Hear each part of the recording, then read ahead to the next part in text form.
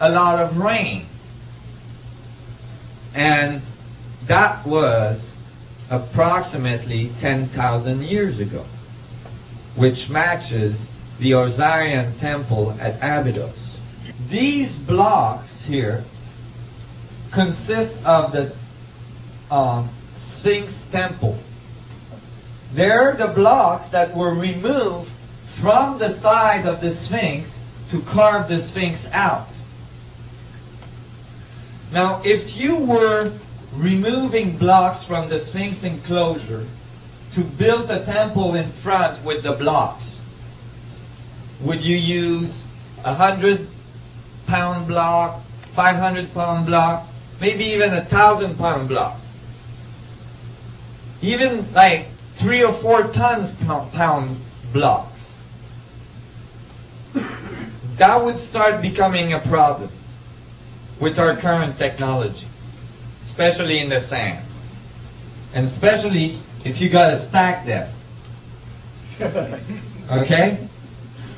But the ancient Egyptian or whoever 10,000 years ago built this didn't remove 100-pound block. They removed 200 tons block. And we know that they were removed from the enclosure because the stratification of the layers of rock matches where they were removed from, and you can actually tell which rock came from exactly where in the enclosure. 200 tons. See, this is a little person here. See what I mean?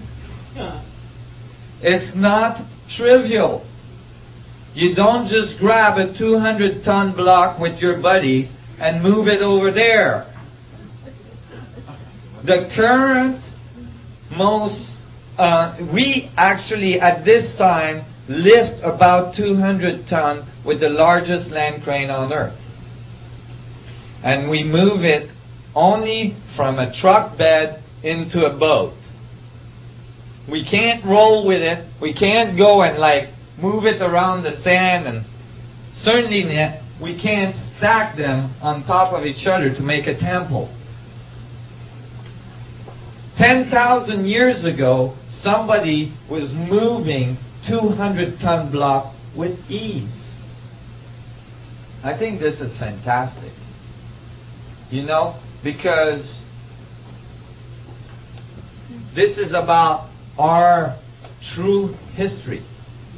This is about what happened on this planet prior to our current history, prior to our current thinking. Look at this statue. Ramses II. When they found this statue, it was laying like this. It had fallen over in the desert. It's made out of pink granite. It's perfectly polished with copper tools. And this is a person beside it. The statue itself, when they found it, they said, "Oh, let's just move it over there because we're going to build the Ramses Museum." So the engineers came and they said, "Well, okay, but then we'll have to cut it in pieces because this thing is approximately 1,000-ton solid block of granite. 1,000 ton. That is 5 times more than what we can lift today with a land crane. So instead they built a museum around it. It was much easier. This is not the only 1,000-ton block that was found. The pillars on each side of the entrance of temples in Egypt, they are called obelisks. Many of them were in excess of 1,000 tons. And they all come out, all these large objects come out of a quarry that we know where it is. It's hundreds of miles up the Nile. And the quarry is on the other side of the Nile over a mountain range. Okay? When you ask archaeologists, how did this get there? They say, they cut a trench from the Nile across the mountain range into the quarry. And then they let the water in, and then they picked up the object, they stuck it on a barge, and they floated it down the Nile. But there's no evidence of that trench ever being cut. How do you lift up a 1,000-ton object and put it on a barge without sinking it?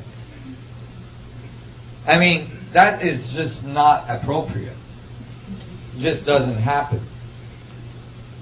So when you look at this, you start to wonder, who were these sun gods? And were they able to go all around the world? Under the water in Japan, recently, pyramids were found. These pyramids are at 19.47 latitude. They're enormous pyramids. All the fishermen knew that they were there, but they didn't think it was important, so they didn't tell anybody. And here is another picture of these slabs. They're huge. They're huge blocks.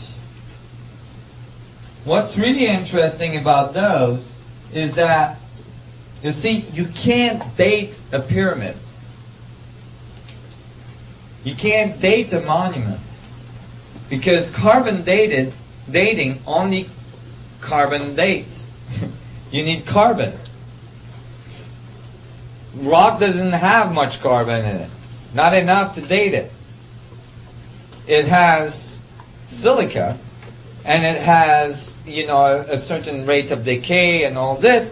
You can date how old is the rock, but that won't tell you when it was cut and assembled into a pyramid. Okay?